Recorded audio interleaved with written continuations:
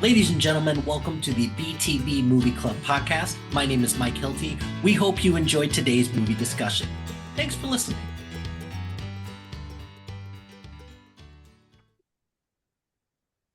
Hey, welcome to the BTB welcome Movie to Club. My sorry. name is Tim Larson, and I'm going to mute the hell out of my cousin all night long. Back from travels to take over. However, maybe Brian ought to bring this one in because I have no idea what's happened over the last 3 weeks. So, Brian, kick us off here. Well, this week we're on movie number 234. This week's pick by Mike Hilty. He had the choice between Michael Caine and Viola Davis to choose from. He went with Michael Caine, and the movie is Children of Man. Men, Plural, Men. More than one. I watched the wrong movie. Cool, solid. So, Mike Hilty, take it away. Let's have a conversation about Children of Men. Okay, cool. Let's do it. For those who were not here, or for those who were not here last week, I think just Matt and Tim. Have either of you seen this movie before? Yeah. Okay. No, I hadn't. I wanted to. I remembered it after the title came up, but I had never seen it, so I'm glad you picked it. Cool. Okay. So I'm curious from the people who have seen this before. So I'm going to start with them, and I'll start with an indoor cat Malo, which this is weird for me that you're inside. I'm not sure how I feel about it, but Malo, we'll start with opening thoughts on for you because you've seen Children of Men before. Give me some opening thoughts. Sure. Yeah, I'd seen it years and years ago. Maybe right when it went to video, I think. And just for what it's worth, I'm inside because I live in Florida and it's 4th of July weekend and it's a war zone out there. So it's kind of fitting for for this movie. I remember liking it a lot. I didn't remember a ton of the details of why I liked it. I remember a lot of the camera work and choices there, particularly one very long scene that is seemingly one shot, which is really cool. But it was really good to go back through it because I knew Michael Caine was in it. I knew Julianne Moore, I knew Clive Owen, but I really didn't remember how much or how little, quite frankly, the other actors were in this, or really the setup. Like I guess I knew the overall premise, but didn't recall that it was really just nonstop from the get-go. You're on this ride with them from beginning to end. So that was really cool to go back through and see all of that. My notes this week are shit. I just some are great, some make a lot of sense, or some I feel like, oh yeah, that's really point. I laughed looking back at these. It reminds me of like the Chris Farley show or something. One of the notes literally is when the bad guys showed up and Clive and the two on the run and they saw Caine die and the woman and dog were dead. Oh, that's the whole note. So very stream of consciousness. Nice. How much whiskey had you had as you were writing these notes? Yeah, I would. So I thought I did pretty good, but yeah, contrary evidence to the contrary here. In fact, I did end up falling asleep because it was later that evening, and then I did finish the rest of it the next day, about 20 minutes or so. But yeah, I mean, what really, I don't know. I wanted to have more intelligent or what's cerebral things to say about this, and feels it deserves it. But I don't know that I'm the guy for it. What it really reminded me a lot of was 1917. It just had that same tension, the constantly moving forward, one obstacle to the next, and just,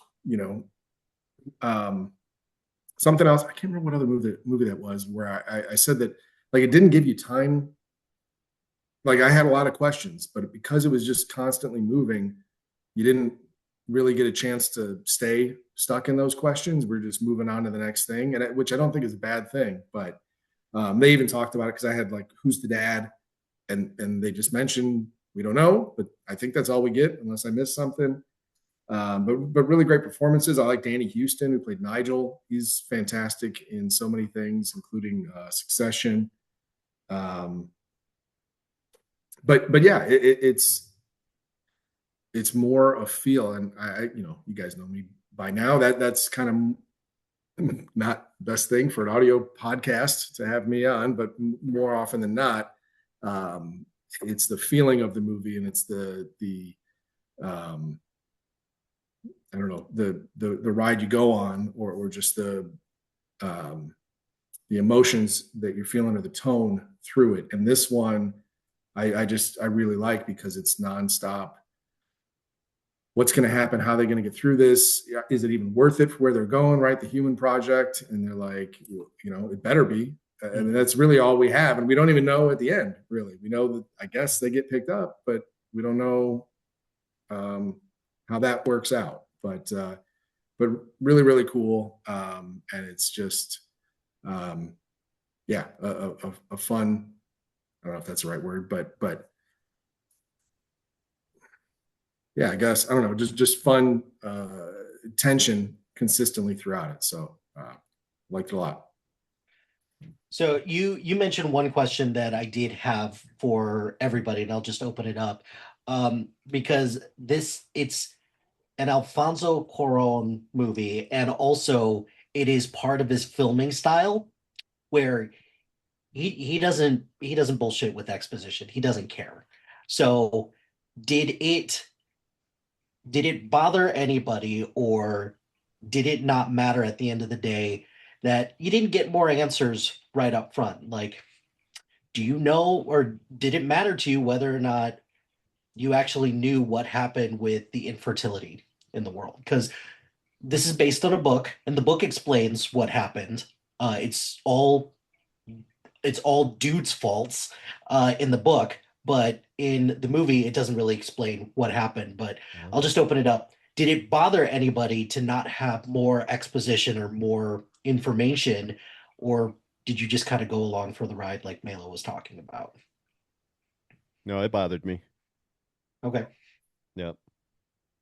That particular, what you bring up, the start, I really didn't care, but there were parts that it was like, what are we doing here? Mhm. There were different things that, and I don't want to say I didn't get what was going on, but it's just like, I don't think I'm feeling what you need me to feel, because I don't know, Mhm. like, enough about,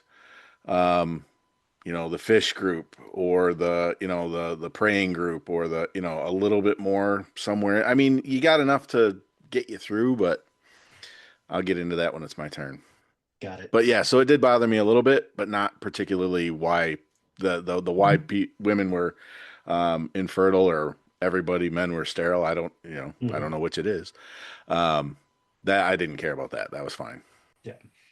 I didn't care as much about the why, but it did make me wonder. I wrote a couple different times, essentially something to the extent of, what does he say? He says, what does he say? 100 years from now, there won't be any sad fuck to look at any of this. And then what keeps you going? I just don't think about it. Like, there was that, or there was something earlier, like, if no one had been born within 18 years, I'm not sure how much I'd care, or like, not that you wouldn't care, but like, I would think that things would seem futile. Mm. I also had no idea then, if all that's going on too, why do I care about immigration so much? Like, what was going on there? But Yeah, we'll get into more discussion on that, I'm sure. I'm good. At the time, I wasn't. I was upset because I didn't know, but then as the movie kept going, I didn't care anymore about the infertility. Yeah. I didn't care. I think it actually lends to the chaos of the movie a little bit, which I actually like, because you don't really, I mean, you know what's going on, but you don't have all the answers either. And I think that just kind of helps put you in those characters' places, I guess. The only thing that, to Melo's point, the immigration and stuff, but there was a line in there about how the world already went to crap, like with or without the infertility. So that was the one thing that I kind of wish they would have expanded on, but that's not what the movie was about, right? That movie was about the baby. So Yeah. Yeah, not knowing the backstory didn't really, bother me that much because 18, 20 years had gone by. So it was well into the past at that point. So it didn't bother me. I I don't know. I have a kind of two different like opposing thoughts on that because it is kind of the style of the movie and I appreciate, different ways to tell a story and this was an effective way to tell the story. But I just found myself like in this kind of thing. Yeah, I'm a big fan of like the Fallout franchise with all those games, and there's so much like lore and world building with all that. So when they come out with something that's kind of a similar story, it's like, what happened? You see all the little newspapers, and I paused and caught just a couple of them, like, Russia detonates nuke, Kazakhstan, completely annihilated. I'm like, oh, what happened there? And I want to know all the internal, international conflicts and I'm just so interested in what happened with all of this. And, it's like it's such an interesting world they've built to tell this story. And that was my problem with it. Was not that I mean, it was a good story, but I was just like, just selfishly, I was like, I want to know more about this world, you know, that happens in apparently 2 years. But but yeah, I personally really just wanted to know more because they did such a good job of making it intriguing and making it interesting to be put in this setting of this world and this international conflict and yeah, I wanted to know so much more. But again, I do respect different storytelling styles and I do think this is an effective way to tell the story they were telling. Okay, cool. All right. Thanks, everyone. Thanks, Melo. Matt, I'll circle to you. Children of Men, multiple man, I suppose. So, Matt, what'd you think of the movie? Children of Um, multiple man. wait a minute. No, I really like this movie. I had seen it before, but it was weird. I thought it came out earlier than '06. For some reason, I thought it came out when I was in college, but I was out of college by '06. So that was weird. And then I was like, oh yeah, I've seen this movie at least couple times. I get it. And I watched it and first, I'd say 30 minutes, I was like, yep. And then the whole middle of the movie didn't ring a bell at all. Like I totally forgot most of the movie. And then at the very end, I remembered it. Like I remembered her in the boat and the baby. And so it was a very strange experience because I'm like, I know this movie, but I totally was off through the whole thing. But no, I really liked it. I have a special place in my heart for sort of, I would put this in that post-apocalyptic type genre, even though it wasn't an apocalypse, I suppose. But um, I actually did look up the book to see it was kind of expensive on Amazon, so I did not get it. So I'm gonna have to check the library, but I would like to read it. It sounds like an interesting read. I love the long shots. I think Melo mentioned it. The big continuous shots or what look like big continuous shots because I did read like he does do some digital splicing in there, but like the shot with the blood on the camera lens and there's a story that he almost said cut on accident or he almost did say cut but then it was too noisy or something. It ended up being one of the best shots in the movie. That I really liked. I enjoyed that. I can appreciate that. Um, yeah, as far as being Michael Caine, I don't know how many minutes was he actually in it. I tried to look it up. I couldn't find it. It couldn't have been that much, No. right? It was like very minuscule, but he does a pretty good job. Clive Owen obviously does a good job. And the actress that plays Key, right? Mhm. No, and whether purposely or not, I definitely saw there was definitely some like religious overtones in there. Again, whether they meant to do that or not, I assume they meant to do it. But like the first time he sees she's pregnant, it's in a stable and things like that. And I love the joke, like, oh, I'm a virgin. And then he's like, what? And she's like, I'm just kidding. She's clearly been with a lot of people. Mhm. so I can appreciate that. I've mentioned it before when we were answering the other question. I kind of liked not knowing everything because it did put you in that chaos a little bit, like what is going on, you know, why are these other people attacking them? And then you find out it was all planned by the same group that's supposedly helping them. And I thought that was interesting. I was a little confused about, like Mela said, the refugees and the world stuff. But then I was looking through some quotes, and the midwife Miriam, right, Miriam, she has that quote that says, "As the sound of the playgrounds faded, the despair set in. Very odd what happens in a world without children's voices." So that to me, that felt like sort of not an explanation, but sort of like a um, Easter egg? No.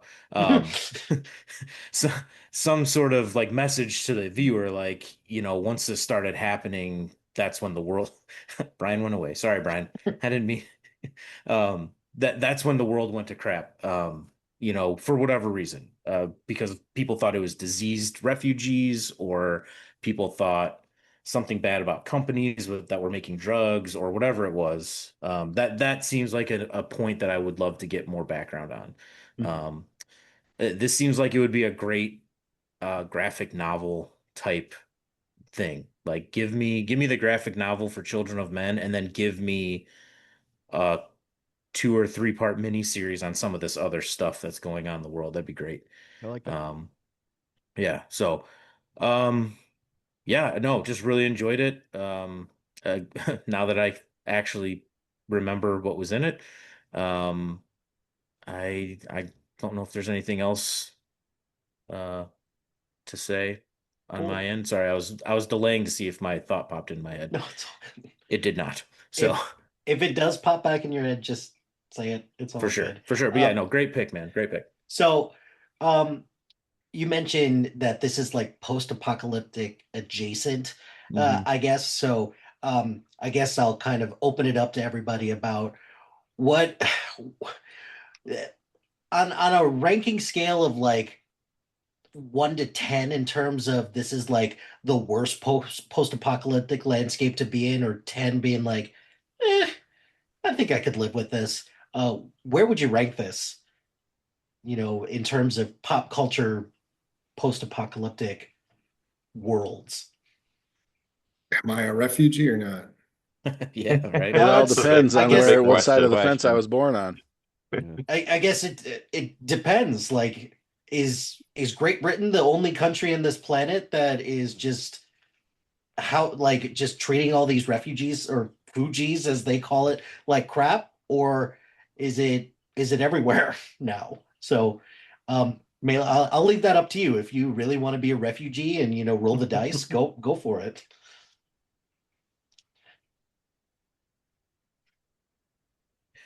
I- Without having more information about myself, and also, you know, what I mean is like, I have kids? Did my kids die? Was I not able to have, like I don't, but just in terms of an outsider looking in, it's definitely not the worst Mhm. from what I can tell, but I would call it probably right smack dab in the middle, like a 5, or whatever, however you want your scale to go. Um, because there's definitely some bad stuff going on, but I mean, we've seen some movies that are way worse than this. Oh, yeah. I was looking at like, because it seems like post-apocalyptic got big at some point, but then I was kind of looking, it was a little bit more scattered, like 28 days later, I kind of feel is like that, or some of the zombie genres, like that'd Mhm. be, in my opinion, way worse. Oh yeah. I Am Legend, um, The Quiet Place, is that what it's called? Mhm. The one where you can't, Mad yeah, it's just stuff like Max. that. Yeah, Quiet Mad Place, but Max, yeah. yeah. Yeah, all of those are infinitely worse Mhm. than this. Like, all these people, a lot of these people, as long as you're you've got a Great Britain passport, you're Yeah. good to go. I Yeah, think I this think one about sucks because it's very plausible and very livable. Mhm. So there's going to be a lot of people who are alive suffering. It's not like Well, I think there's the, also the the air's toxic and the water's toxic and everything's killing you. You know, it's just everybody's going to die, and there's the despair around that. But really, I mean, they try to give they allude to the factories in the background, belching out smoke and the cows that were diseased on fire and stuff like that. But, it's not like going outside kills you. And in some of these post-apocalyptic movies, going outside kills you. So no, but Aaron, you bring up a good point with that, because it's livable, but there is it's been only 18 years of them without anybody having a child. So you can stare down like the end at that point, because I think that's the thing that kind of gets me a little bit about this world, is like, oh, you could just feel that there's just like absolutely no hope for anything here. And to know that right now there's not a whole lot that you could grasp onto, I think that's what gets me. But I think what Balo said a little bit as well was that I'm not running away from rage zombies, I'm not running away from you know fog or whatever. There's much worse out there, but this one's pretty bleak as well. Anybody else? Or because I think Were you gonna say something? Mike, I thought I cut you off. Wilden was gonna jump in there. Is he frozen? He looks frozen, or he's just He's just deep in thought. He's gone. he's just It's like he's so pissed. fuck this game. I Yeah. got interrupted and I don't want to play anymore. I was gonna say, this is to me one of the more believable post-apocalyptic adjacent, because I do think things like this would happen. I think people are terrible sometimes, and the refugees and the quietus thing, like the government going, "Oh yeah, the world sucks. Here you go. Just end it now."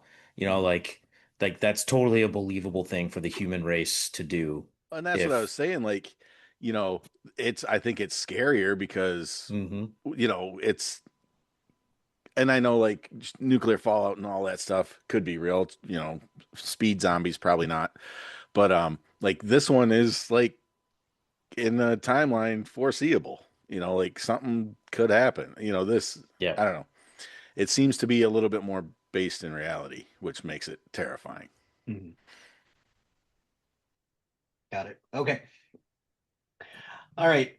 Going around to those who have not seen this movie yet, I'll start with Dan. Dan, what'd you think of Children of Men? Okay, you are correct. I have not seen this movie. Uh-huh. So yeah, I really liked it. I was surprised, I didn't know much about it going into it. I had heard of it, but I didn't know much about the movie going into it. Didn't know what the premise was or anything.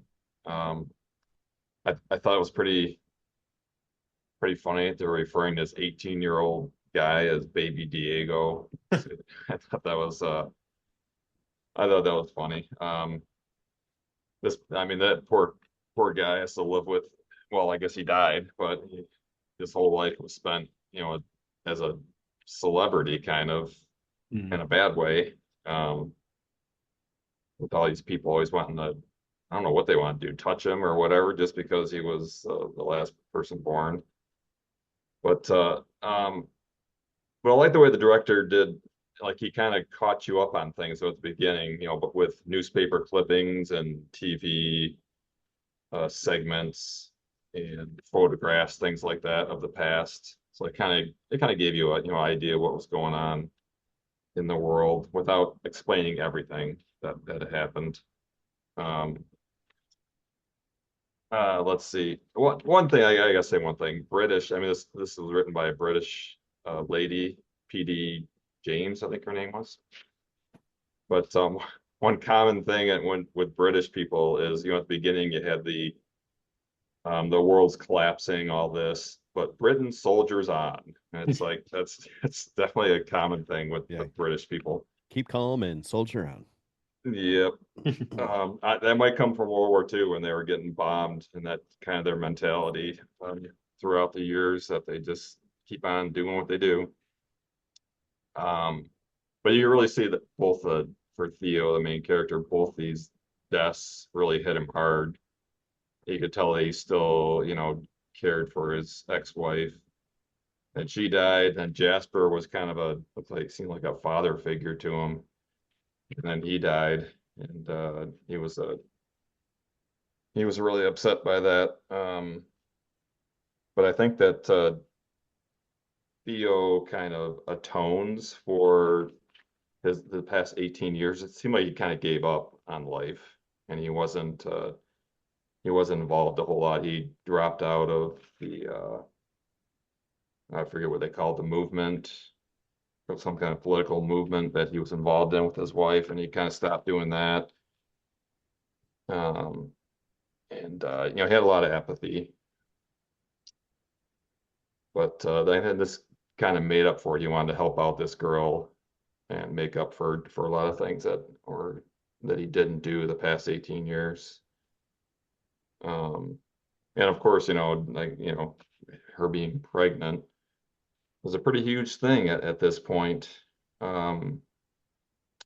Let's see what else did I write down here. I think it's kind of cool the way when Theo, and what was her name, Miriam, are talking. They're talking in an abandoned school, which at one point was where kids were playing and all that, and now it's just broken down, dilapidated building that kind of what's happening to society. Well, there was one key thing Luke said, the guy who was the resistance, the fishes. I guess he became the leader after Julian died. He said that he was carrying the baby up the stairs, and the baby started crying.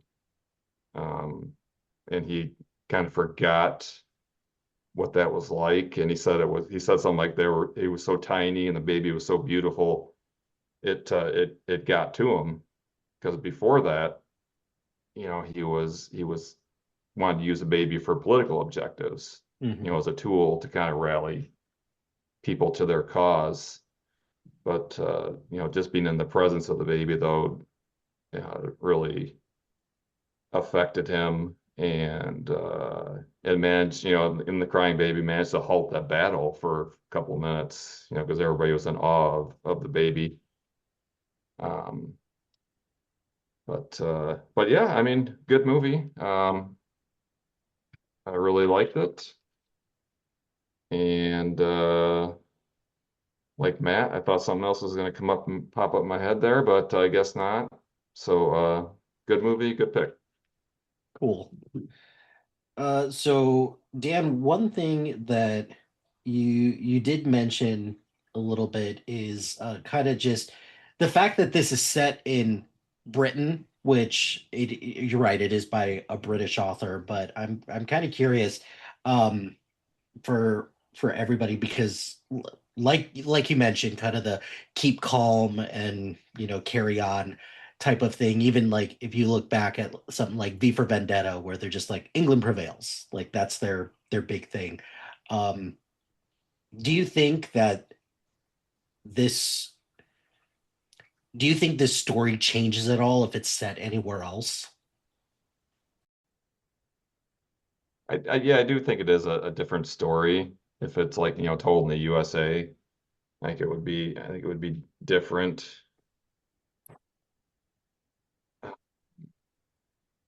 Be like Red Dawn. Yeah, just We already did that copy and movie. paste at that point. No, because that's something that I kind of thought about a little bit, because Wilden, you mentioned that this is 2 years away from all of this, so that's a bit of a bummer. But at the same time, I can't help but think about how there's a lot of these zombie, or like there's a lot of these post-apocalyptic movies that do take place in Britain between 28 Days Later, between V for Vendetta, which again, not fully post-apocalyptic. I think just kind of more of a totalitarian state. Dystopian. Yeah, it just seems like it's Britain just seems to be like a ideal place to set something like this in, because it's a smaller, more contained society, and then also Britain's been around for a long time, so there's a lot of things to say about British culture and colonialism and just everything that's gone on in Britain, even just its history with things like slavery and racism and different things like that. So, yeah, that's something that I kind of thought about a little bit in terms Yeah, of. I think like in a larger country like the US, it would be a lot harder to contain. Mhm. Um, yeah, but being in a smaller country, it seems like the police can control people more. Anybody familiar? I'm guessing Brian with Why the Last Man? Mhm. Yep. Hilty, right? I think there's some tones of this. So that's essentially, um, it's kind of like this, except every male animal, I think, dies pretty much on one at one time on at one day throughout the world. And so then what does that do? So it's a similar premise. Instead of no kids, there's no men. Um, and that's set in America. And there's some one of the things that stands out. Granted, it's a little different, but the space, right? There's just um, so much more land and space here that adds a little different element to it. I don't know, as close as I can come to what picturing what this might be like in a different setting. In a different setting, yeah. Cool. All right. Wilden, I'm going to go to you in case you have additional internet troubles, per se. And could you frequently raise your hand so we know that you're not frozen? Because a minute ago we just thank you. If you could do that every 25 seconds, that would be great. Yeah. All right. So I tried writing notes on this, but they're a little disjointed. Seems to be a common theme. Yeah, kind of like the setting of the movie, I guess, just everything's kind of chaos. I did, I noticed a lot of the continuous camera shots, and this wasn't always the case, but it felt like those shots happened more often when there was violence. Like in the beginning when he's in the coffee shop, and then like they follow him all the way out of the coffee shop and down the street, and then the bomb explodes. That's all, one continuous shot. The scene where the rebel gang, whatever it is, intercepts their ride as they're trying to head out. And the one where Julianne Moore's character, Julian, Yeah. That's right. Gets when she gets killed, that scene, like that is all one continuous one too, and like this isn't a foolproof thing. Like I said, I noticed that happened more often when there was violence. Um, I there's a lot of cynicism to this movie, like a lot, and for the setting it's in, of course, there's good reason. I don't know if anybody caught when towards the beginning when he's like on the train from work or whatever it is, and the first time that a bunch of people start throwing stuff at the vehicle, and there's a bunch of like signs. There's get the fertility check legal sign or whatever, and there's another one that's graffiti. So I went back and looked at that. It said, "Last one to die, please turn out the light." So it's just like very, very cynical, and it kind of, you feel kind of down. I was expecting at any point for someone to purposely or more likely unintentionally kill the kid. Or just carelessly like, all right, well, fuck it, we're in a war, and oh, well, that's clearly an immigrant. So, like just some bullshit like that, which I wouldn't put past actual humanity sometimes. In that case. So I was pleasantly surprised by the kind of somewhat feel good moment when everybody's in awe of the kid, and like rather than someone taking their own agenda too far, which so often happens, in a very cynical, especially when a society gets super cynical. Um, it was nice to see, at least in the story, everybody go, all right, hold on, let the kid through. This is important. Everybody stop for a minute. Stop firing. Like basically everybody shut the fuck up. Just let him through. And that was a nice feel good moment on top of a movie that doesn't really make you feel very good for the rest of rest of its existence. Can I jump in on that for a second, Mike? Sure. I think that's set up really well by the death of Diego in the beginning. Everybody's so upset that Diego died, and that doesn't really play into much of the story at all, other than giving you a reason why her being pregnant is so important. But I think because everybody was so upset about Diego, it kind of sets up that reaction to them seeing the baby in that scene, which I agree is a really cool scene. It's funny you say that because in a one thing I did write as I was watching it when Theo is first talking to Jasper, um I wrote, I also am annoyed by the baby Diego thing. Um Yeah. I don't know why, but it did feel like I don't know, it was just weird. But you're right, it does set it up, and ultimately, Matt Smith, I think you were saying, I think who knows what else you guys said while I was gone. But it does move fast enough that like I kind of forgot about the baby Diego thing after a little bit. I wrote that to be funny, I guess, but like, it wasn't too long before that was just in the, like, I wasn't even thinking about that. Like, what's with the baby Diego thing? I never asked, for all the world building that I was interested to know more about, I just completely forgot about that. See, I disagree. Baby Diego forever in my heart. You talk Yeah, about well, cynical man. yeah, no, I'm just supposed giving to you be shit. funny. Um, we teach a lot of 18-year-olds. There's a lot of baby 18-year-olds out there. I can guarantee you there's Yeah. a lot of them. I remember the true. first time I saw that, or like, because I saw this in like 2007 or so, like not long after this came out, because I hadn't even heard of this movie because this was like a box office bomb.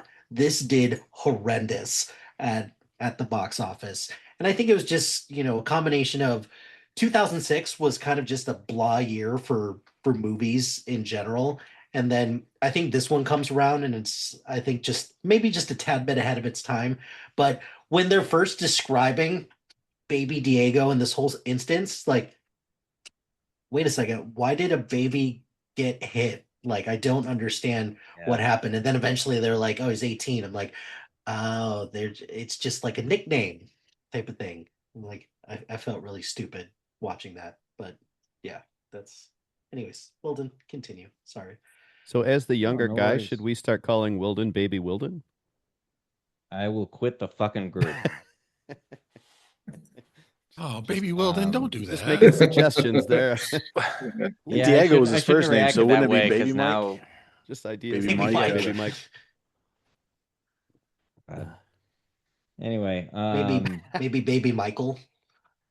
Good Lord. so I thought Mikey. about this movie that, Baby Mikey. all right, Mikey. you know what? Everybody, Wilden's everybody trying shut the so fuck hard. up. He's trying Just, so hard.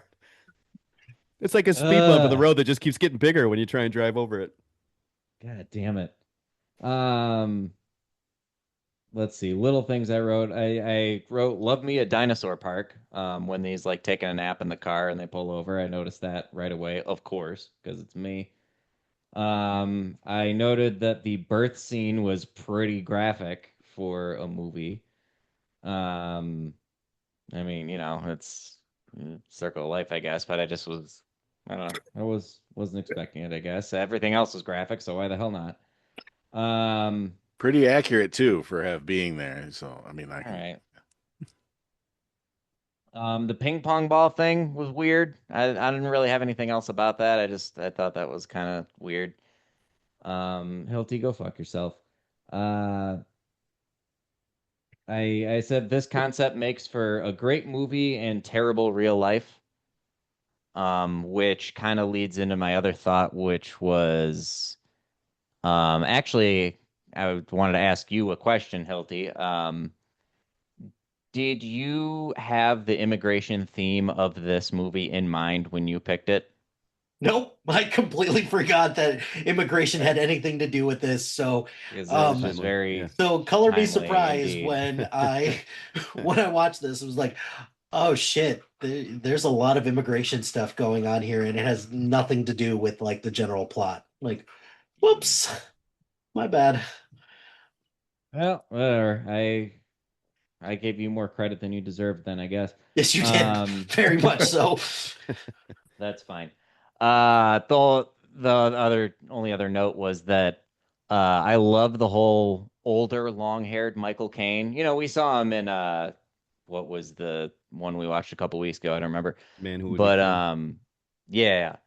And yeah, but that was different. I you don't see Michael Caine with long hair, you know, in this millennium, I guess, very often. So I kind of enjoyed that, especially because when they're kind of panning over all of the like science articles and paper articles, and then they have the one of him kind of made to look like he's younger. He looks a lot like John Lennon, and I just kind of found that really funny. I don't know why, but I thought that like reimagined younger Michael Caine based off of older Michael Caine with long hair looks like John Lennon. Um, so yeah, that was basically it. I enjoyed this movie a lot. I don't know. I got I guess I said most of it about the world building thing earlier and being more curious about that, but I do appreciate the way they told the story. I liked the story they told, and like I said, I'm grateful that they put in the feel good-ish ending because otherwise emotionally this movie is a little bit of a drag. Um yeah, I'll stop there. I think that's part of the point, though, is Right. for it to be a drag because I think the conversation that Theo and Miriam, I'm glad someone brought that up.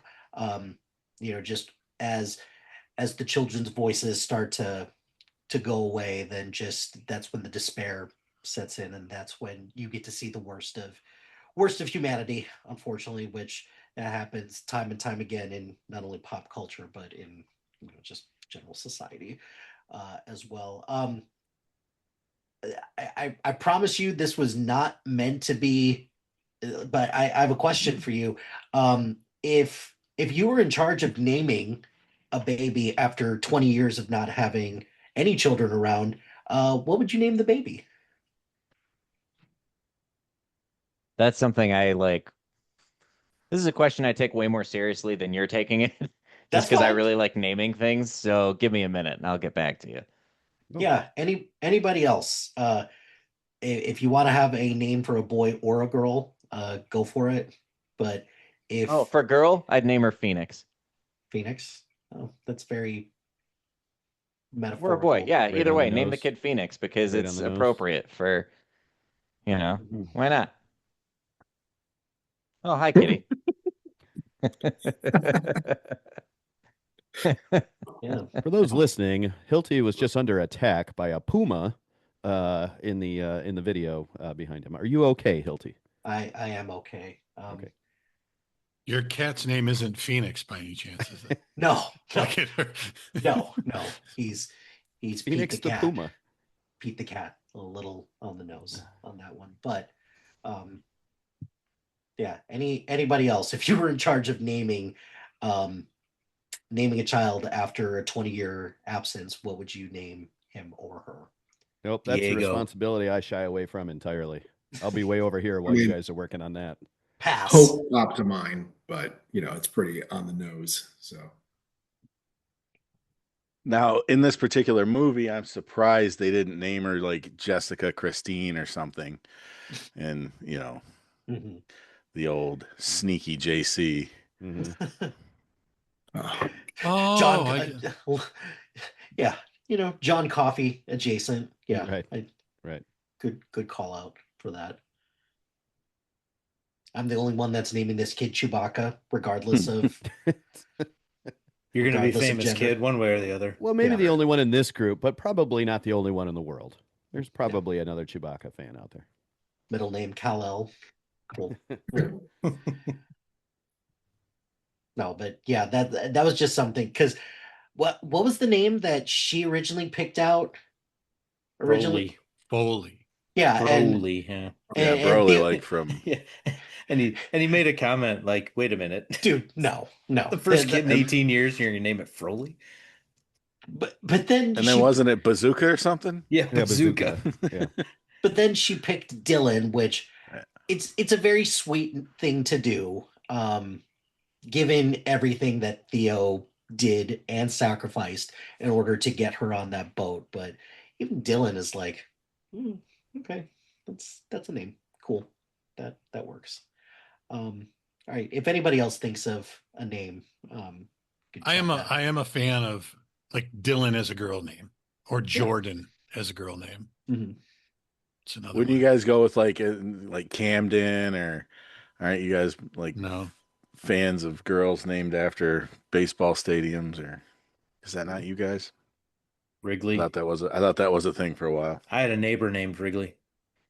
Guaranteed rate. No, it doesn't work. Bank One, Not anymore, yeah. Citizens Bank. Nice. Bush.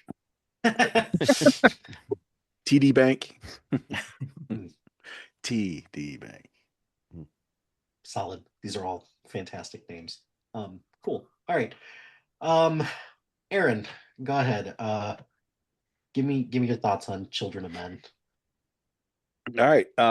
My thoughts are that it was wonderfully acted. I mean, everybody, like Clive Owen, not a super fan. Like, I'm never looking for something that, Clive Owen's done. Well, He just, Hollywood's not looking for much of anything that Clive Owen's in anymore, Yeah. unfortunately. but he was getting compared to, isn't it the guy from the Boys who has been in Carl Marvel Urban? movies? Yeah, don't they get like the look-alike when they go through these things and show like actors and actresses who have like a doppelganger in the industry? I always thought he comes up, and maybe it's not him, maybe it's the guy from The Walking Dead that has a reality series right now, but he comes up every now and then. I see his face every once in a while, and I'm like, I know the guy, but unless I was looking at him over here and had his name right there, I wouldn't know it was Clive Owen. Yeah. That's Um, fair. but I thought he did awesome. I thought everybody was great.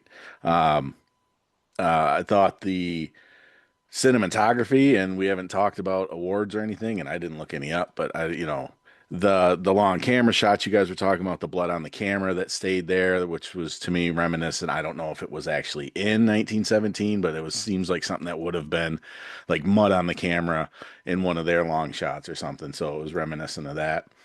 Um, I mean, the human reactions to what was going on, I totally bought into. Um, but overall, I thought the movie was a mess. Um, there were so many. It was brought up earlier where, like, it might have, it touched on some, biblical aspects. I thought, and maybe because once I started seeing it, like I didn't know which metaphors they were going for, once they were in the manger and then they're out of the manger and then they're floating down the river. I was like, well, that's Moses, that's not Jesus. And, you know, it was just kind of like to me, they were trying to push so much, this is you know, it's going to be a new biblical story. That it was just like, what am I supposed to be focusing on?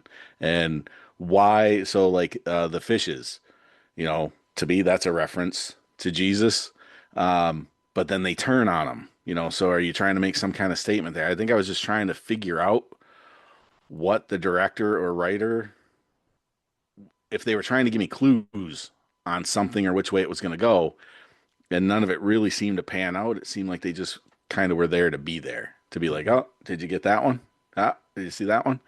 You know, and that got kind of annoying towards the end, especially like you guys have thrown out several times, like, the uplifting message at the end or whatever. I don't think a boat showing up out of the fog with a girl with a baby is an uplifting. I don't trust those guys either. I think Theo being dead screws her because he was, I think, the only thing protecting her from society. So who's ever on that boat, because, all we know is the boat showed up that was supposed to be there. Did we ever know that it was going to be called Tomorrow? Mhm. Okay, because that seemed familiar. So I'm like, okay, it's the right boat. But I'm like, we still don't know who these people are because the fishes were supposed to be good people too. Mhm. And, they kind of murdered their leader and shit. So, um, To be fair, yeah, that's I not just the happy part I was talking about. I was just the whole like, hey, everybody stop. That was the feel good moment for me because I right. kind of agree. Like And it's to like a little me, like, so talking about this being a what not acceptable, what's the word I'm trying to like yeah, this could happen. If these things happen, I could see this happening plausible. being like Plausible. plausible. There you Mhm. go. For a plausible future, I really thought a lot of the scenes were very plausible.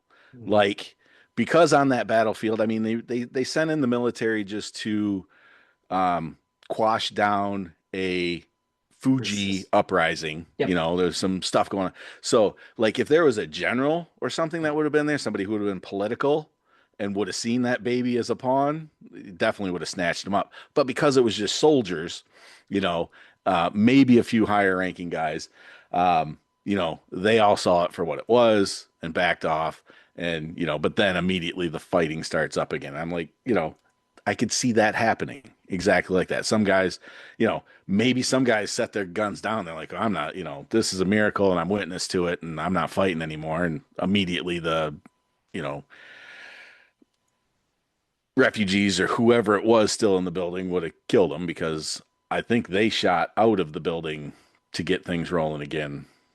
Yes, I believe. there was a shot I out don't of the think second it, floor. I don't think it was the Start military fighting shooting again. back into the building. Correct. But here or there. Um, Other parts of that I just wanted to talk about, like, so this has been going on for 18 years, you know, but people have figured out how to just live their lives with it. They still get coffee, they still ride the train, they still go to work, they still, you know, and I think that's how a lot of this would go. Like, not just because it was England. There'd be shitty parts. I think there'd be cities, probably New York would be very similar to this. You know, maybe around Chicago, you know, a good place to defend against with the water to your back, you know, stuff like that. There's going to be, the United States would be bigger, so I think they might have several of these camps set up, you know, where like natives are living and kind of running the show and, you know, people who weren't on the right side of the fence when shit got really bad, you know, are trying to get in.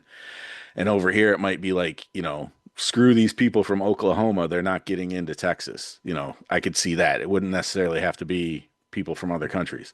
Mhm. I can see resources and you always got to Texas make, is its own country, though, Aaron. If you've ever you been gotta, there, I haven't.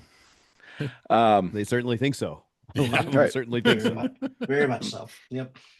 But yeah, you know, so I can totally see this happening. Some of the stuff, oh, the baby Diego, 100% that would happen. People would be looking for any kind of thing to, I mean, look at the Kardashians. You know, a D-list debutante had sex with a C-list music artist, and it was the, you know, it's now everybody in her family's a billionaire. You know, it's the exact kind of frivolous, and I mean, I guess at least this would be a thing. He was the last person born, but he didn't do anything except be born. You know, you know, he's not special other than, you know, and they immediately announced, and now it's a female that is 18 years, 17 days, you know, they went right to the next person they're going to make a celebrity or make the thing to pop up to make the distraction, you know, the distraction in your life that's going to help keep you going. Can I jump in for a second here? They don't Go tell ahead. us this. You know, there's things we have to assume while watching this movie, or like make our own story for a lot of background stuff. I kind of went through this assumption that, you know, like if you run out of water, different houses lose their water at different time, right? So it's not like just one day people stopped having babies. I kind of made this assumption about the fame of Diego, baby Diego, that like they stopped having babies, and then after a little span of time, it was newsworthy that somebody had a baby. It was like the last one, you know, like I was in my head as I was making this story, like putting pieces together. I was thinking that there was probably a small group of the last ones born as everyone else had drifted off. I'm totally pulling this out of my ass, but that's what the storytellers made me do. So I didn't think that Baby Diego got famous because they went through the records and found who's the youngest. I thought they were already going through trouble, and then this is the last one that occurred, and all births were famous at that point.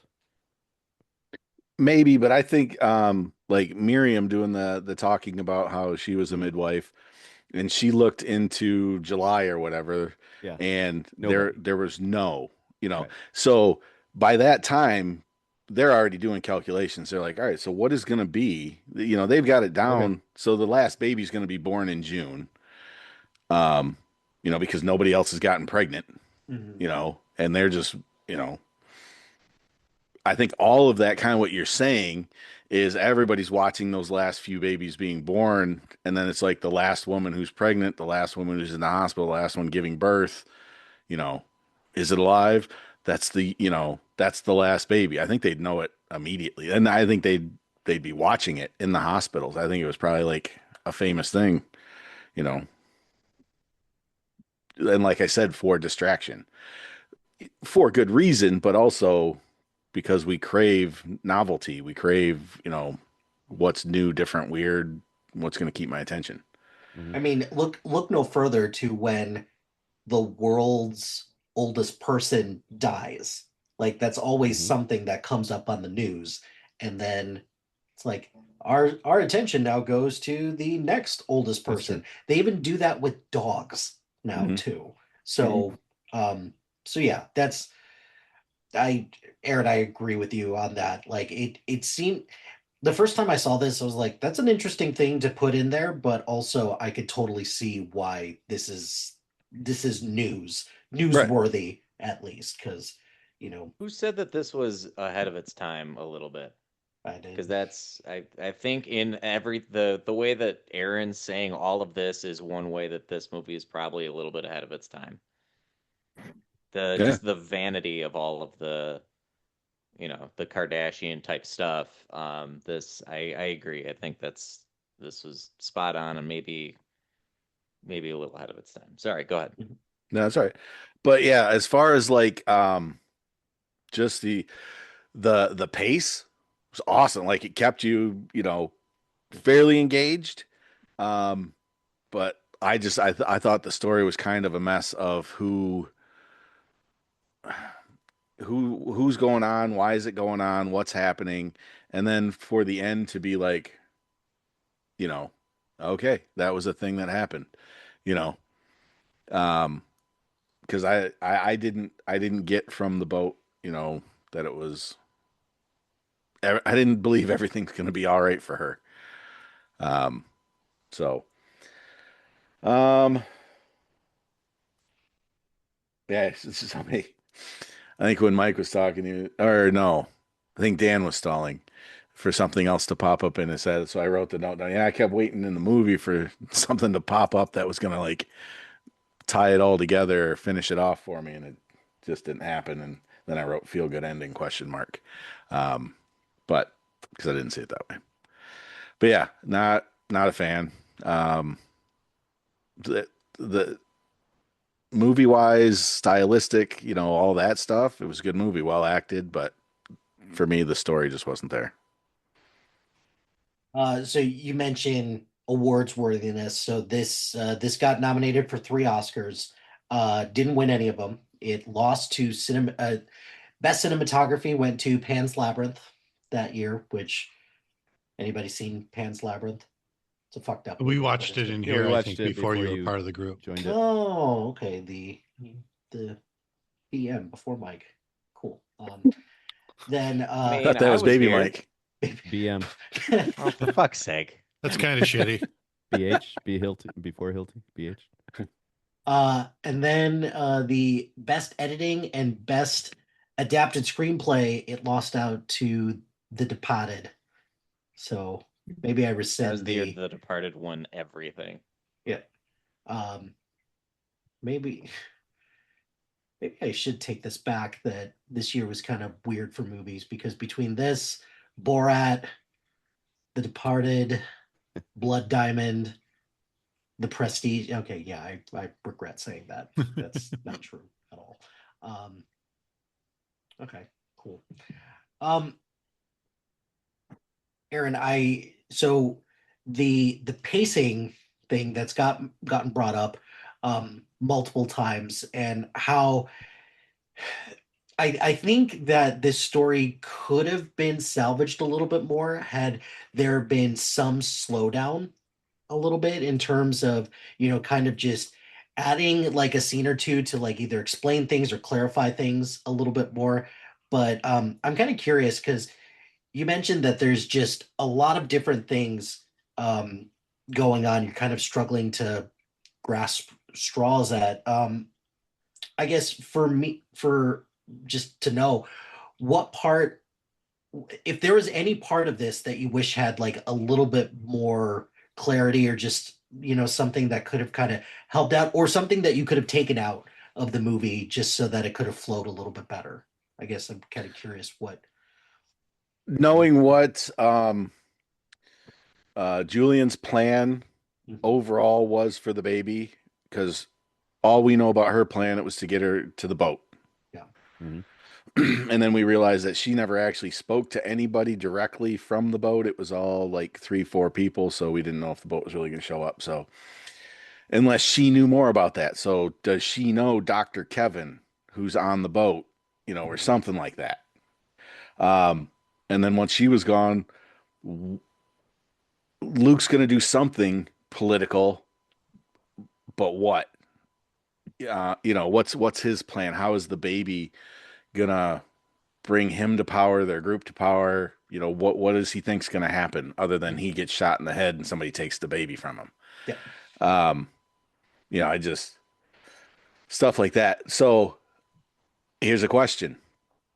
When they were heading to the boat with Julian still alive before the ping pong ball scene, which was weird, but showed their intimacy, I guess it was trying to get across, and their sweet, sweet reaction time. Nothing shows intimacy better than spitting balls into each other's mouths. Wow, you got to cut that whole like 5-minute window Nope. out. Not with that attitude. Yep. So one, I didn't know until just now when I looked it up, and I had Clive Owen. I got the cast over here, so I get their names right. And then I had to like go farther in.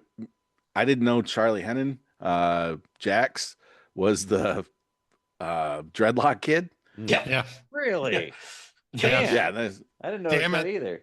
and That's I had my nugget. That was glasses the on. only- Oh, I'm like, The one if I note get Brian through Aaron, had. if I get through Aaron, no one else is going to bring this up. and I Jax, just tell found it him, out just hey, the cat. Where's my cat? I need to bring my cat. now. My wife won't let me have a cat. But yeah. So all right. So here's the question. Not that Charlie, Human, whatever, human. Anyway, Jax was in it. But all right. So when they're going to the boat, is it Patrick and his group that attack them on the motorcycle? Yes. That they Yes, jack yes. up and Yes. so I didn't put that together until well after, and I still wasn't sure. I put was it thinking together about when he said, I'm the Yeah. one who killed her. That's what gave it Okay, away to me. I didn't hear that. I had left the room to pee. I wasn't that involved in the movie.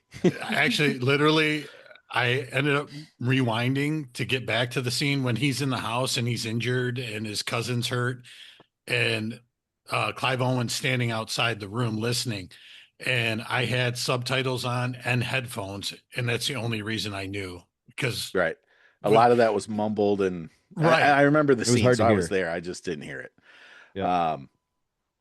And hide the bike and hide the helmets. I thought they were doing that because, the cops might be coming or something like that. And I was like, is he the, and then, it just opened up how long of a plot this was for Luke, the whole time, rather than just becoming the leader. And after becoming the leader at the kitchen table, deciding, well, we're going to go in a different direction with this baby. Mhm. It was his plan weeks ago or whatever. So just, one of those things. I don't know if maybe that could have been, and I didn't get it. I guess it was kind of spelled out, Brian got it, but It's things like that. It's kind of spelled out, but the fish's story arc of this is easily like one of the weakest parts of this because it's not developed at all. And you're you're aware of this organization, you're aware of Theo's ties to this organization, sort of, I guess.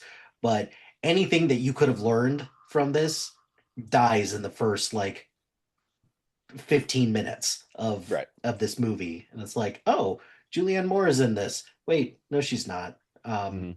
And that's kind of how it feels with a lot of people in this movie. But I think also right I do give it just like a smidge of credit for that because at the end of the day, that's not the story that this that Alfonso Cuarón is interested in telling. He's very much interested in just focusing on what Theo is going to do with Key and this child. So And I get being a fan of Star Wars and Luke, you know, Obi-Wan dying is the most devastating thing that's ever happened to him in his life, and he's known him a few days. Um, you know, the way she goes from trusting the fishes to trusting Julian to trusting Theo, you know, it's just like you just I mean, you've known the guy literally 45 seconds and you're like, I want to hear what he has to say about this plan that you guys have been planning for months. And the first Oh, he impression doesn't was a bad one. She's like, he's a drunk. Like the right. first impression was a bad one. So that there was just things that were off, you know, little things like that. yeah. You said that you'd help me. I don't know why she said that. Idiot. Yeah. Um yeah. Brian, give me your thoughts on Children of Men. I would have to say I'm indifferent on the movie, I guess would be the best way to put it. I do enjoy more movies where things are spelled out more, but as we've watched a lot of movies that have endings that are open to interpretation, like Birdman, the Michael Keaton one, or some of the other things that we've seen, I've gotten better with those movies, and this one included. There were just some things that kind of didn't add up. Um, so, for instance, there were some things going on. I might have missed some other comments from other people that might have covered some of this. So I do apologize if that has happened. But um, Jasper, what is his relationship to Theo? Was that Julian's parents? Was it explained at all? Was that just another one of those? He's just a good weed dealer and you buddy up to him? Like a Back to the Future kind of relationship where he's just friends with the scientist for no reason. Okay. Political scientist. Yeah, sure. Well, that's that. Yeah. The wife being catatonic, I have to assume has to go with the news article about MI5 torturing. But they didn't really, you know, I think that could have She been was a broke down a little bit more. photojournalist. She was a photojournalist, and she got tortured. Allegedly by MI5, but they denied it. Mm. So, Always licking boots. What? Oh, sorry.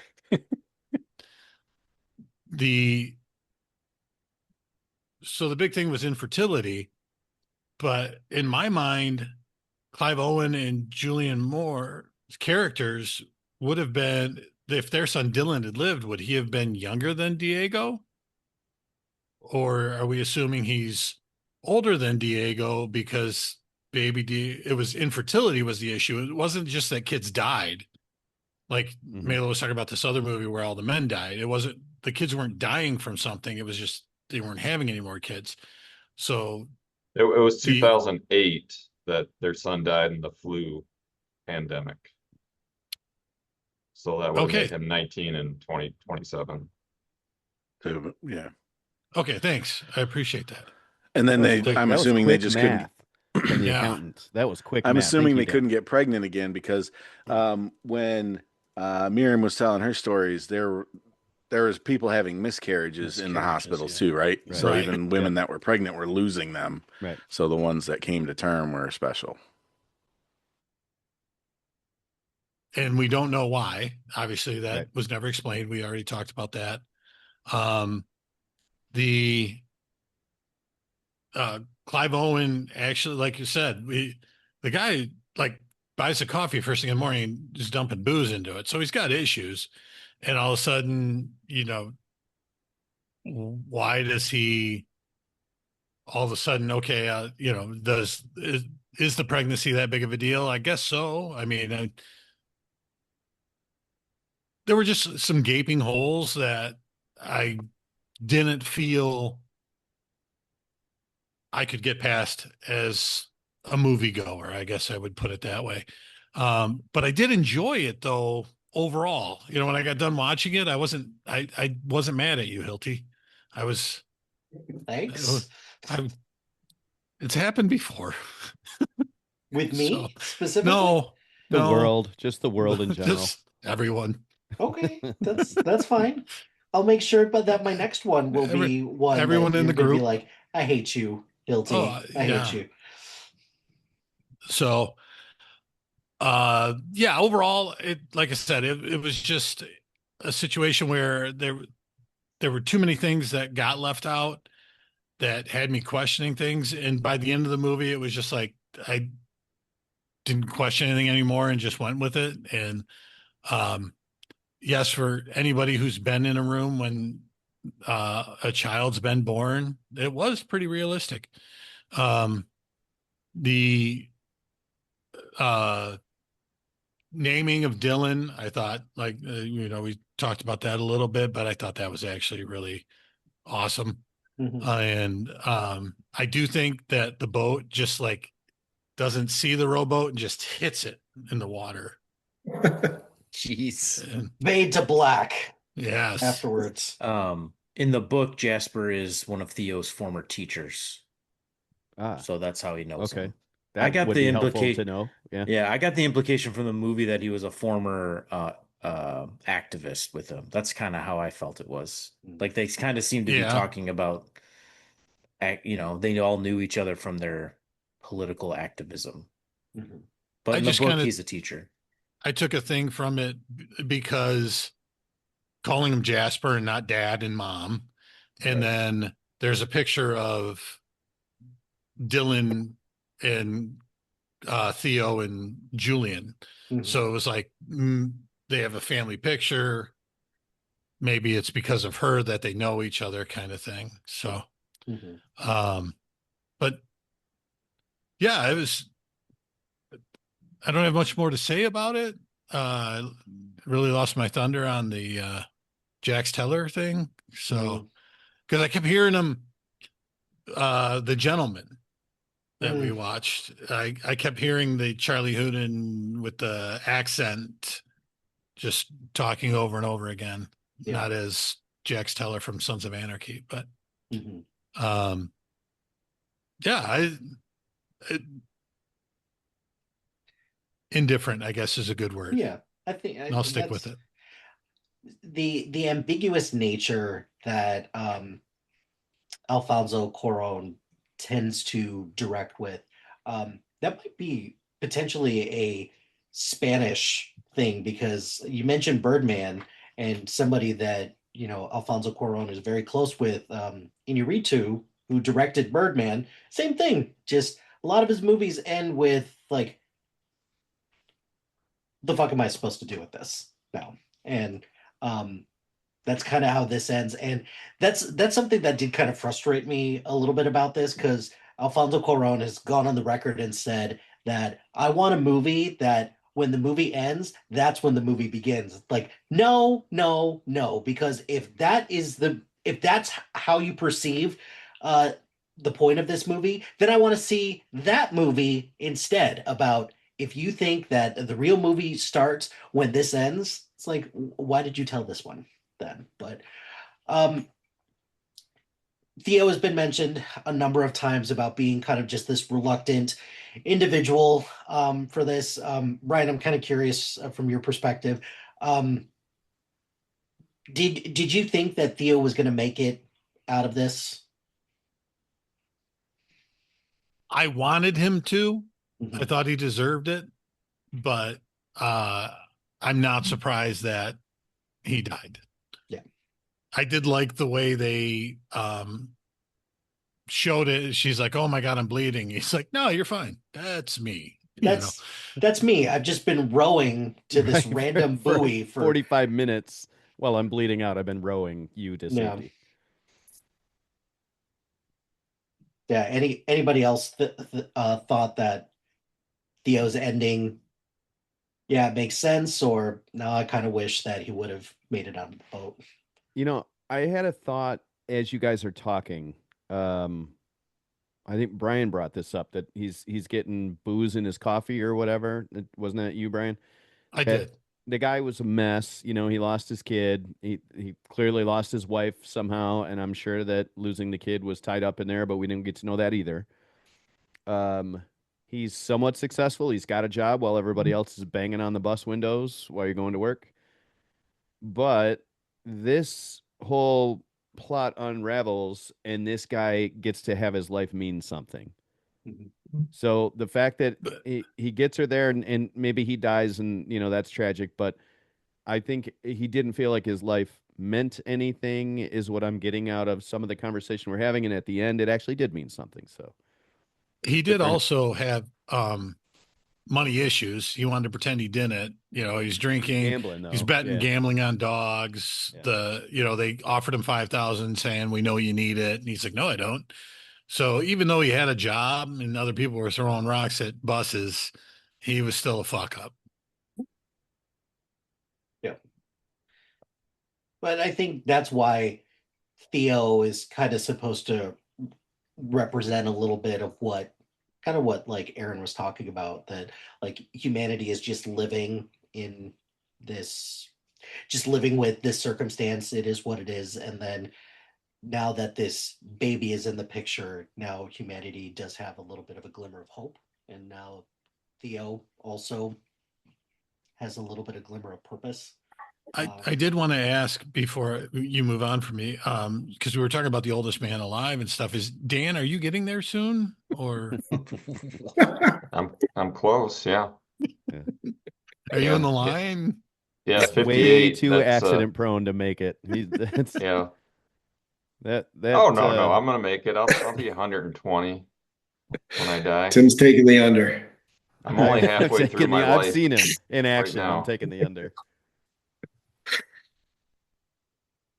No, from the question, Mike, I liked, like Brian said, I liked how they handled his death. I think he needed to die, because once he gets on the boat, just like when they were coming out of the hotel, or whatever that was, between the warring factions, um, I was thinking, after this, what does he become? Yeah. You know, whatever He political ain't going back group, to whatever. London. Well, no, but I'm just saying he's the guy who helped the girl get there, and they're like, okay, thanks, we'll take it from here.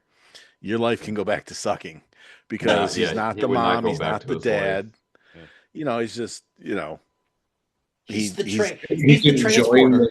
That's the it. human I project. think that Key would take him along. She'd say, hey, he's Yeah. with me, and Yeah, Well, he can't okay. be Frodo getting on the boat. He can be Frodo getting on the boat. So go with and they're like, yeah, what scientific skills do you have? And he's like, well, I bet you're like, I'm pretty good at picking dogs on races. And they're like, well, okay, so we do need somebody to mop the lower two decks, so that's what you can do on our boat now forever, and you can stay. So, I mean, I don't know. He's kind of like a hanger on. He didn't do anything other than save her life several times and get her to where she's going. But I think that's why his story needs to end, because it's only going to get weird or sad, because Probably both. It's probably he's both. there's going to be better people who can protect her that have, like, guns and military training. Yeah. He's And Hodor. he's gonna get relegated to the edges. Exactly. He's a perfect Hodor. He's Theodore.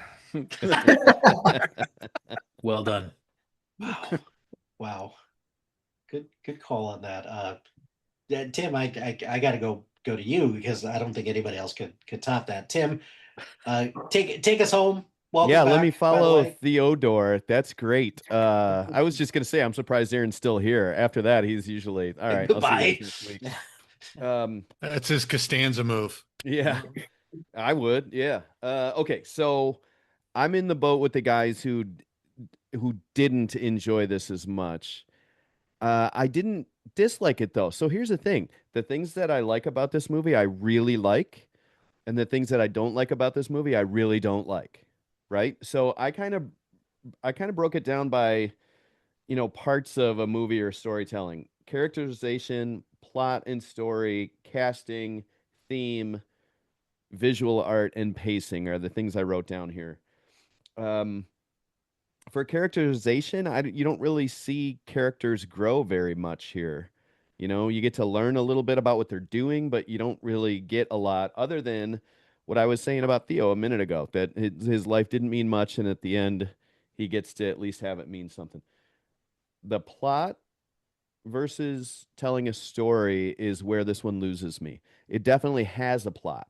You know exactly what they're trying to do, but the story surrounding it is lacking. Like, you don't get to know everything, and so therefore I had a hard time caring a whole lot other than this one mission. Get the get the baby across the goal line, right? Like, we got to get from here to here. That's the whole movie, right? Casting and acting, I think other people have said this, are fantastic, and I don't completely understand Clive Owen's career as an actor. I don't know if there was something in his personal life. I mean, I don't know of any kind of, yeah, the dog's in here somewhere. I don't know of she's under the table. Oh no. We're dog sitting and she's scared of fireworks and people are setting off. I was really freaking out. Anybody Sorry. else panic? No, it's Woo! what's funny, she's like a combination of my last two dogs too. Okay. But no, we're dog sitting for a week. Sorry about the interruption there. Thank you for the clarification. Good God. Yeah, well, we're struggling here. The casting, I think, is outstanding.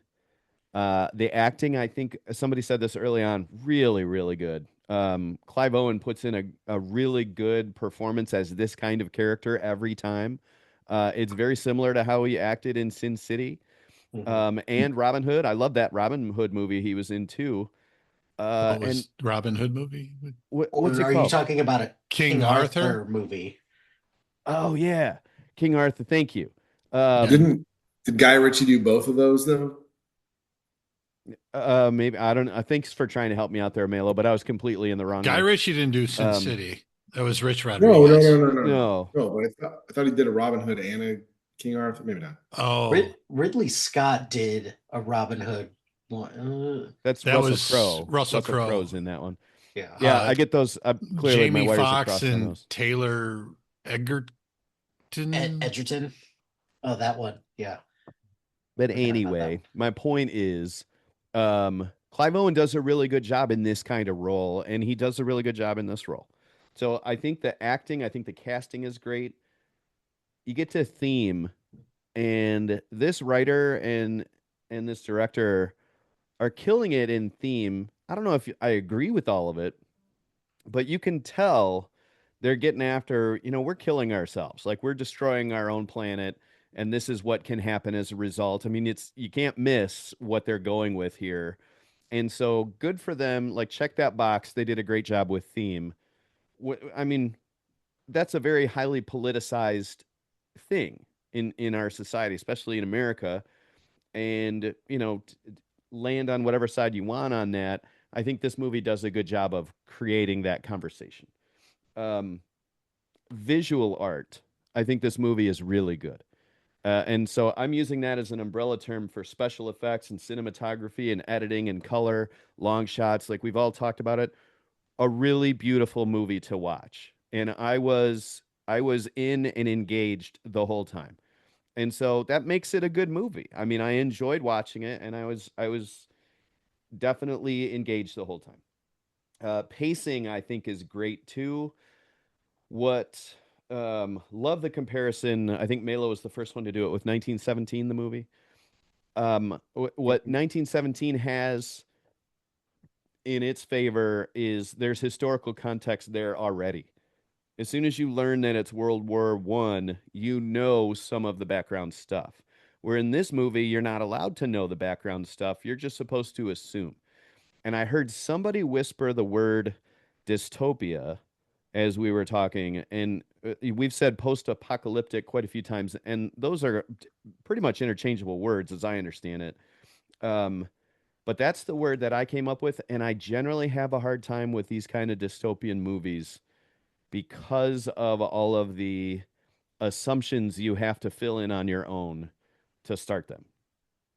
Some of them work. I generally don't enjoy them.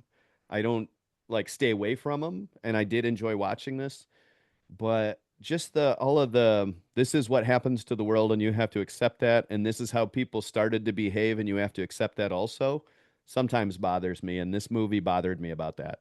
As you guys are talking about, you know, why is it England? Why is England the only one that's okay? And I don't really buy that keep calm and move on thing.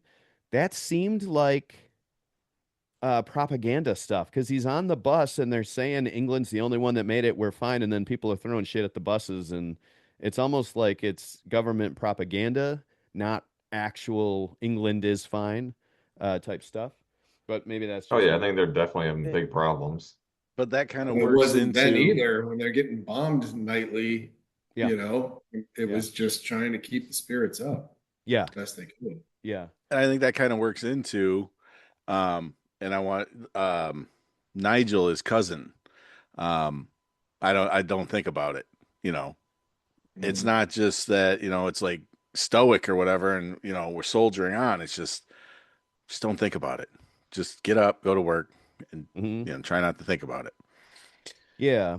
I would Which have bringing enjoyed him some up, Go ahead. he Sorry. usually plays such a great shit heel most of the time. That actor who played his cousin, I was waiting for when he screwed him over on the papers, like the papers were no good, or he sold them out, or he had something to do with the fiery car blocking, and we just never heard of him again. You know, Right, right. So a couple of last minute things here. Was Kia a whore?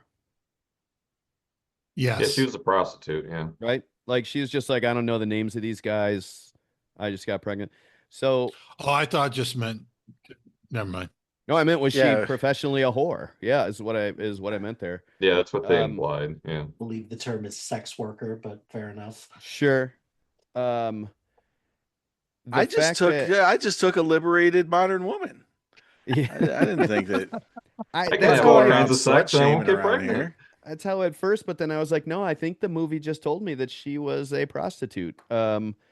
Literally, if you So told everyone Oh, who was was it Mary 15, Magdalene? Also, yeah, uh, 15 to whatever age, they're like, hey, nobody can get knocked up. I yeah, mean, yeah, there'd be lots of sex. that's I mean, yeah, because yeah. there's Nobody be attending classes in the high schools, that's for sure. Um, so I like the juxtaposition of her making the joke about being Virgin Mary and that being the case. Because it sort of suggested that this is the baby that's going to save humanity, right? Like there's a little bit of really deep thematic stuff going on there. This is the great baby of hope, and of course, the Fugees or no, the fishes. Sorry, the fishes want to acquire the baby to attract people to their group, and it's very politicized. And now we're better than you are because we have the baby and you don't have the baby, and it has nothing to do with actually the baby or the mom whatsoever, which just adds to the theme. Um, did the and baby have a high M count? Is what I want to know. right, yeah, exactly. Um, so then the last thing I'll say here is if this director had any sense of humor whatsoever, when Sid says you're Fuji's now and they go back to them, Key should have been played by Lauren Hill, and Wyclef Jean should have been somewhere in that scene. Or just Um, had a song. Just their yeah, song. something. Give us something. Don't just keep saying Fuji's and ignore.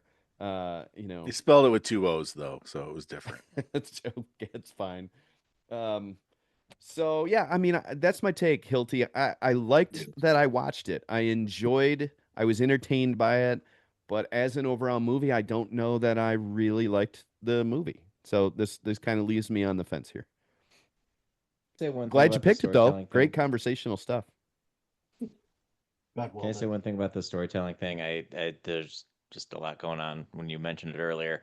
I do think dystopian stuff like this, when you have to make a lot of assumptions, and that was my whole thing. It's like, hey, I want to know more.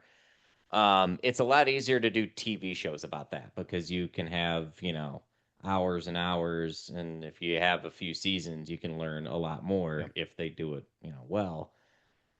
A movie's really hard to do that in because you just have a couple hours to tell the story, and so you're setting up the world and you're setting up the individual story you want to tell. So either the movie's going to be about the whole world or it's going to be about this one section, and you can't really spend, if you want to focus on one of them, you can't really focus a ton on the other, or else it's not, then they both kind of suffer, which sucks.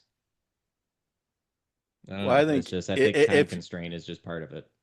I could be wrong here. A movie that pretty much is the same movie, just done earlier, and I think a little bit better, is Jean-Claude Van Damme's Cyborg, um, where they're getting the woman across the wasteland, and basically the same story, but much more entertaining. That was actually a story credit on. Is it? On this It one. should be. Towards the bottom. No, it's not. No, God no. But I get what you're saying, Aaron. Now, earlier during part of the conference, did you say I Am Legend was a worse movie than this?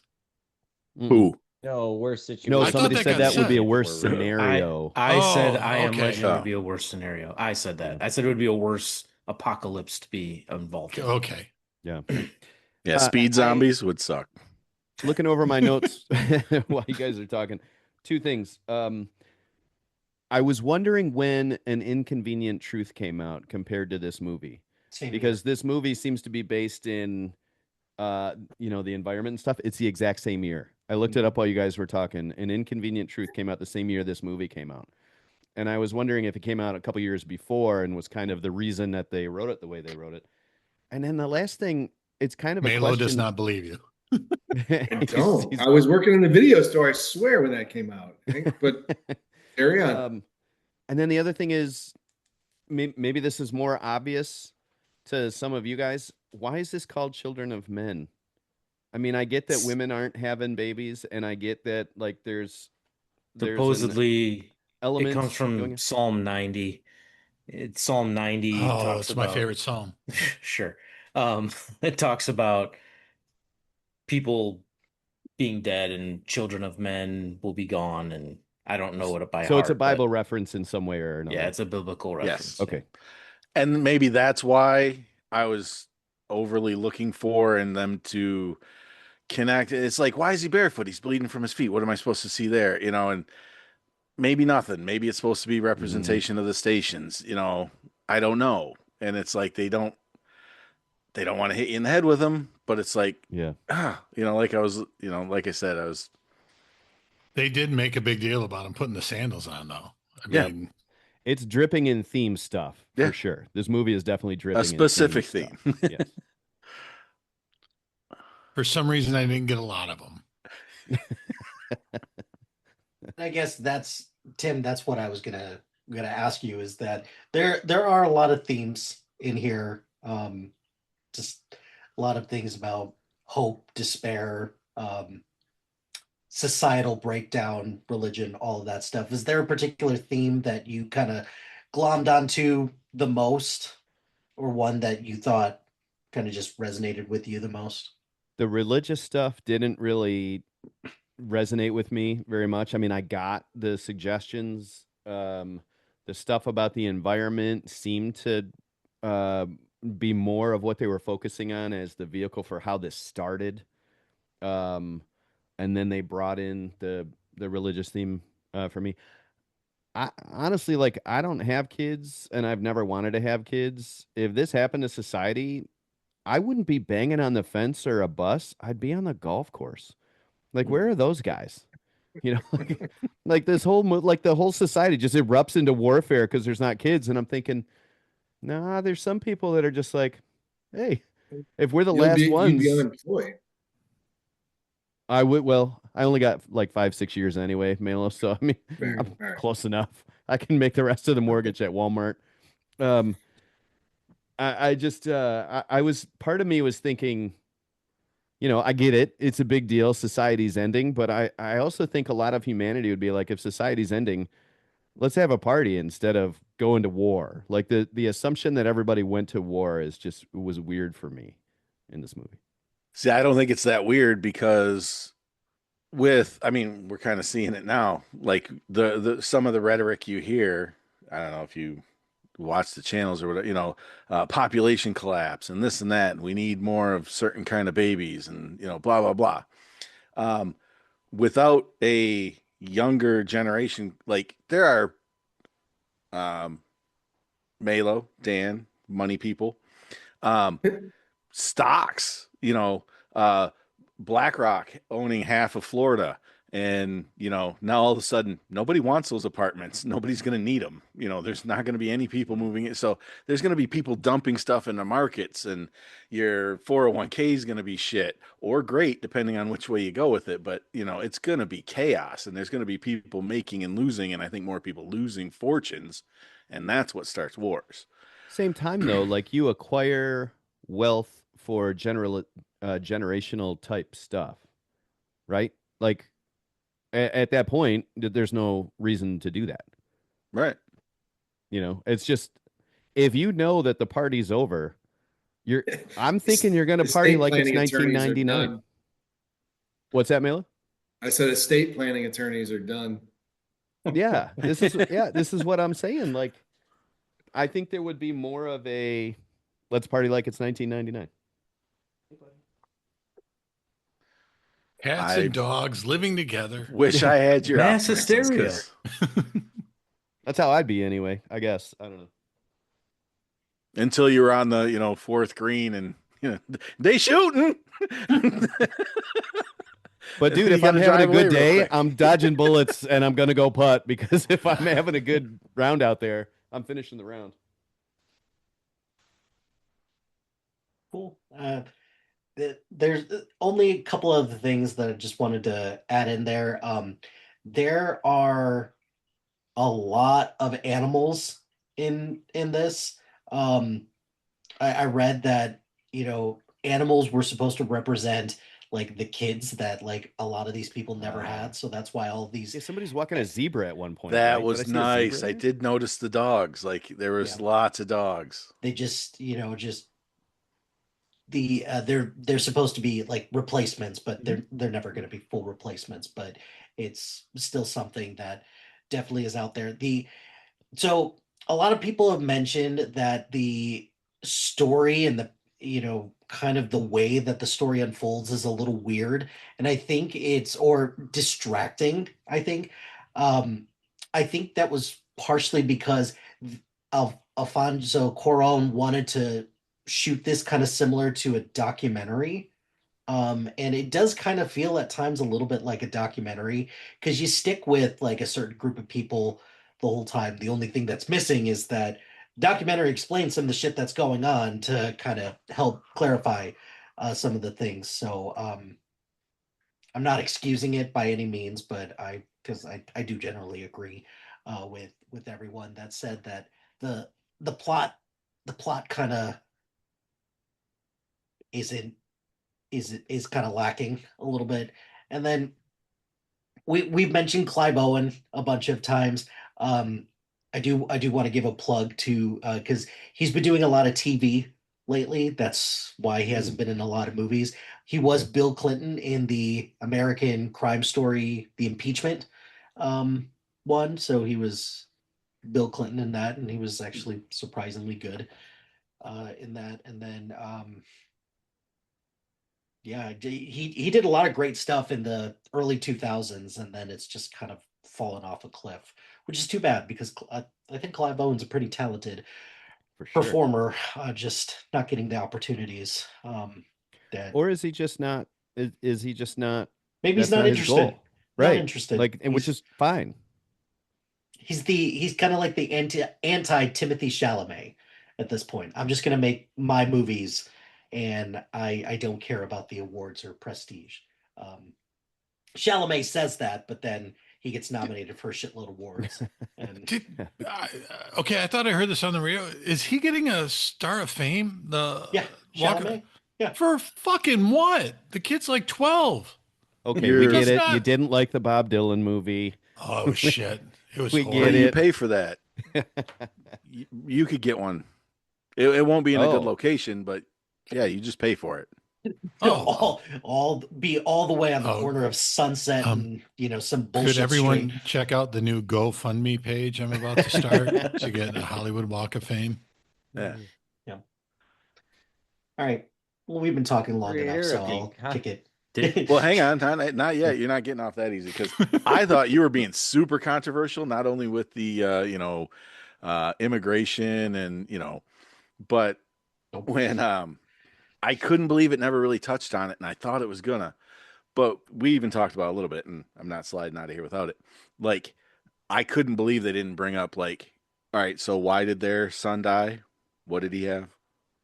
A flu. Flu pandemic. So I'm surprised it didn't, like, hammer home like it was a vaccine that made everybody sterile, or people, a group of people blaming the vaccine at least, and they never did. So I was like, that was one of the things that I was like waiting for that never happened. That one of the groups were that side of the coin or whatever.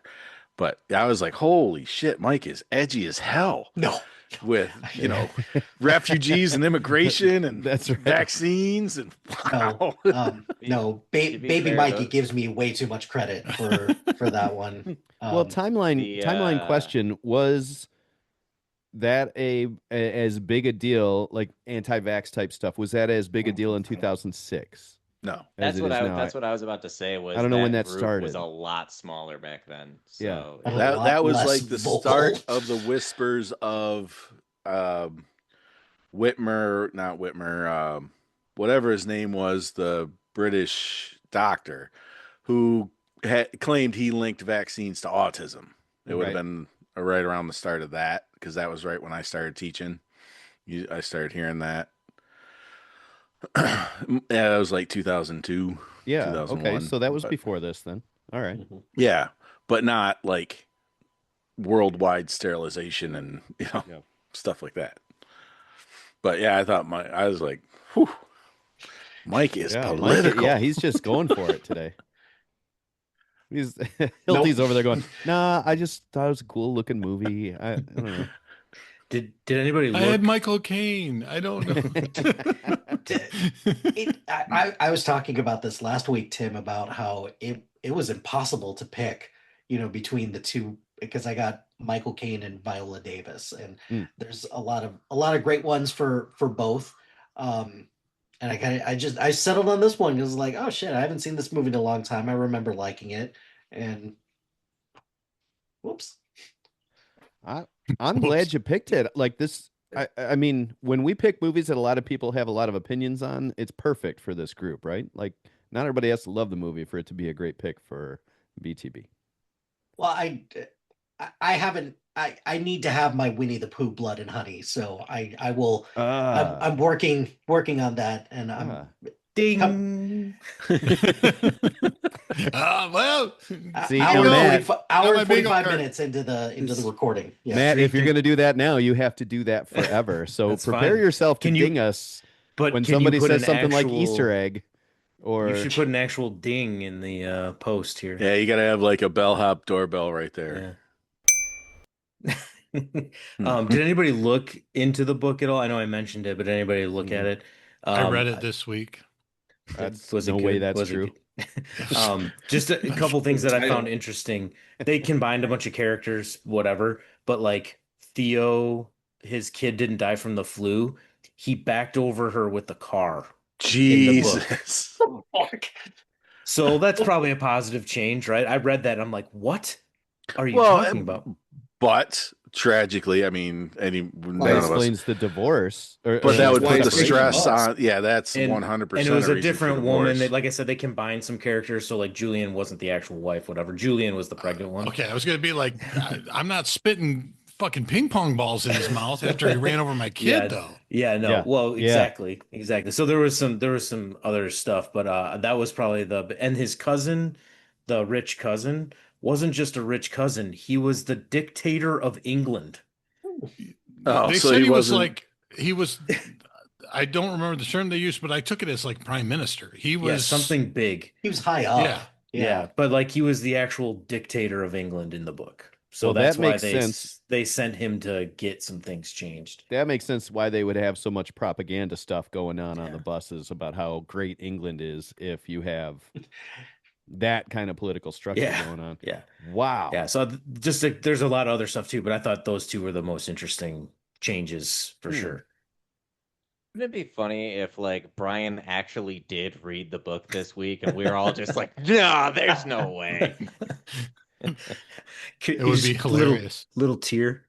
Well, no, it's just Melo introduced me to Hoopla, and I signed up for it, and I checked the book out, and that's fine. Brian is a book reader. Aaron is not. Brian is a book reader, but there's no way Brian read this book this week for this conversation. I did not. All right. All true. All I'm right, not proud of it.